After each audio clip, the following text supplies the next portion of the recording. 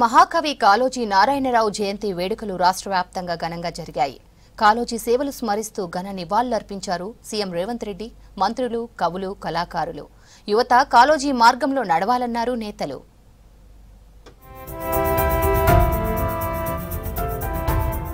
తెలంగాణ ఉద్యమమే ఊపిరిగా జీవించిన కాళోజీ జీవితం అందరికీ ఆదర్శనీయమన్నారు సీఎం రేవంత్ రెడ్డి. ఢిల్లీలో కాళోజీ చిత్రపటానికి నివాళులర్పించారు సీఎం. పుట్టుక నీది, చావు నీది, బ్రతుకంతా దేశానికి అంటూ నినాదానికి కట్టుబడి బతికారన్నారు. వివక్ష ఎక్కడున్నా వ్యతిరేకించి అణచివేత అన్యాయాలపై ధిక్కార స్వరం వినిపించిన మహనీయుడన్నారు సీఎం. ఉద్యమమే ఊపిరిగా బ్రతికిన మహోన్నత వ్యక్తి పద్మ విభూషణ్ కాళోజీ నారాయణరావు అన్నారు మంత్రి కోమటిరెడ్డి వెంకటరెడ్డి. ప్రజాకవి కాళోజీ నారాయణరావు జయంతి సందర్భంగా నివాళులర్పించారు. కాళోజీ జయంతిని ప్రతి ఏటా తెలంగాణ భాషా దినోత్సవంగా నిర్వహించుకోవడం గర్వకారణమన్నారు. కాళోజీ మాటలు ఎప్పుడూ తనలో స్ఫూర్తి నింపుతూ ఉంటాయన్నారు మంత్రి కోమటిరెడ్డి.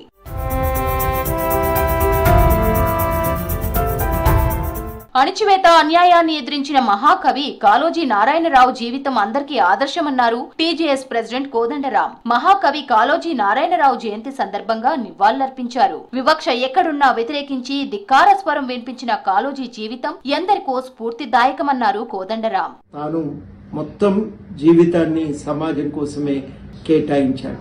ఆనాడు నిజాం వ్యతిరేకంగా పోరాటం మొదలు పెడితే తన జీవితకాలం అంతా కూడా ఎక్కడ అన్యాయం జరిగినా దాన్ని ఎదిరించాడు. అన్యాయాన్ని ఎదిరించిన వాడే నాకు ఆదర్శం, అన్యాయాన్ని ఎదిరించటమే నా జీవిత గమ్యం అని ప్రకటించుకున్నాడు.